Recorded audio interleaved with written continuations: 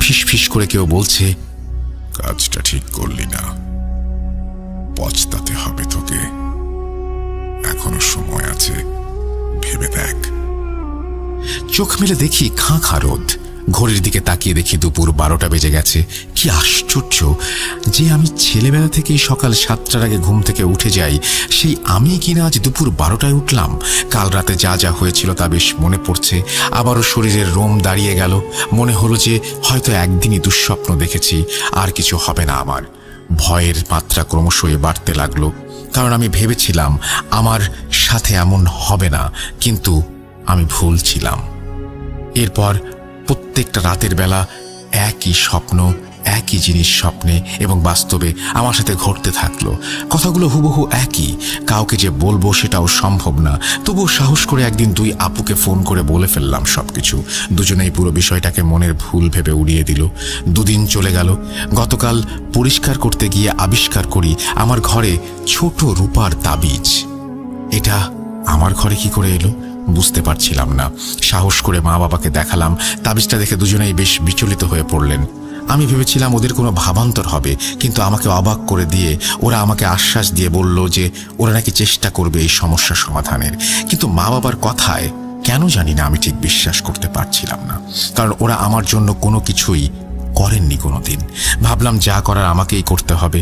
আমার বেস্ট ফ্রেন্ডকে জানানোর পর ও বলল একজন কবিরাজের কথা, যিনি এর আগে ওদের পরিবারের সমস্যার সমাধান করে দিয়েছিলেন। কলেজে যাবার নাম করে গেলাম একদিন সেই কবিরাজের কাছে। যাবার সময় তাবিজটি সাথে করে নিয়ে গেলাম।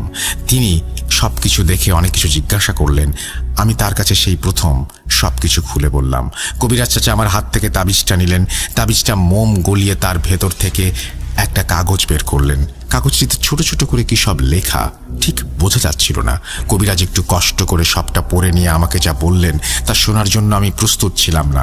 কবিরাজ চাচা বললেন, তোমার মা বাবা তোমার উপরে কালো জাদু প্রয়োগ করেছে। তুমি নিজের বিয়ে ভেঙে দেওয়ায় তারা তোমার উপর খুবই ক্ষিপ্ত, কারণ তোমার ওই বিয়ের বিনিময়ে তোমার মা বাবা পাত্রপক্ষ থেকে প্রচুর টাকা পয়সা ও সম্পত্তি পেতে যাচ্ছিল। কারণ নানান কারণে ছেলেটির বয়স পেরিয়ে গেছে, কিন্তু বিয়ে হচ্ছিল না। সেই বিয়ে ভেঙে যাওয়ায় তোমার মা বাবা তোমার ওপর বদ জিন চালান করেছেন, যাতে তোমাকে এই পৃথিবীর মায়া ত্যাগ করতে হয়।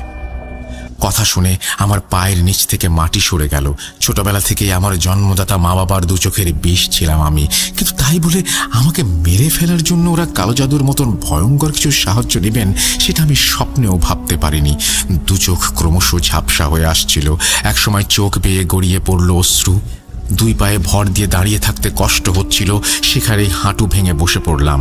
আমার এই অবস্থা দেখে কবিরাজ বললেন, মা জননী দেখো, প্রতিটা সন্তানের কাছে তার মা বাবা হলো পৃথিবীর শ্রেষ্ঠ সম্পদ।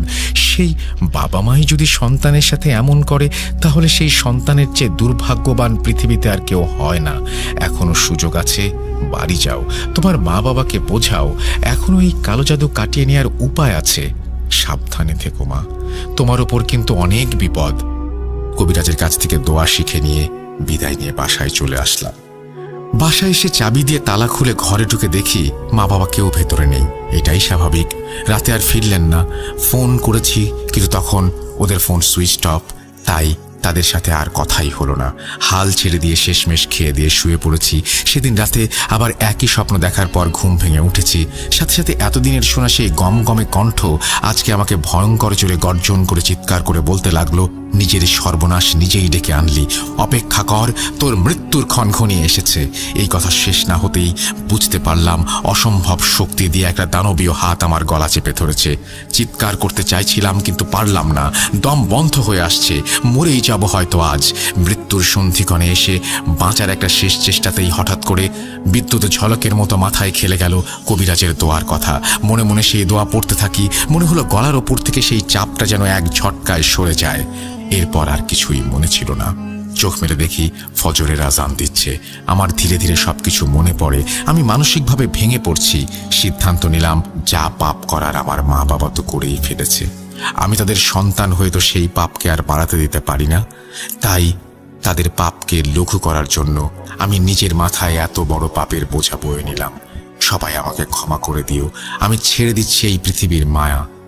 আর হ্যাঁ, আর একটা কথা, এটা কিন্তু সম্পূর্ণ আমার সিদ্ধান্ত। আমার মৃত্যুর জন্য কেউ দায়ী নয়। সবাই ভালো থেকো। বিদায়।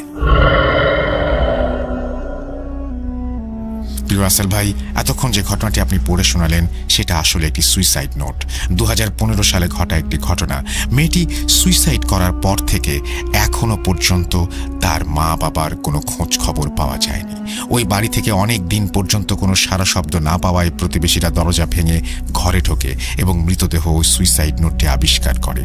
পরিবারের মান সম্মান বজায় রাখার স্বার্থে অনেক দিন পর্যন্ত এই ঘটনাটা ধামাচাপা দেওয়া হয়েছিল। খুব গোপন সূত্র থেকে ঘটনাটা পাওয়া, তাই এর চেয়ে বেশি আর কিছু বলছি না। এই ছিল আজকের ঘটনা। আশা করছি সবার ভালো লেগেছে। শব্দ চয়ন ও বানানে কোনো ভুল থাকলে ক্ষমা চেয়ে নিচ্ছি। আবারও ফিরে আসবো নতুন ঘটনা নিয়ে। শুভকামনা সবার জন্য। ভূত.com দীর্ঘজীবী হোক। শুভরাত্রি। দীপ্ত, সিলেট থেকে।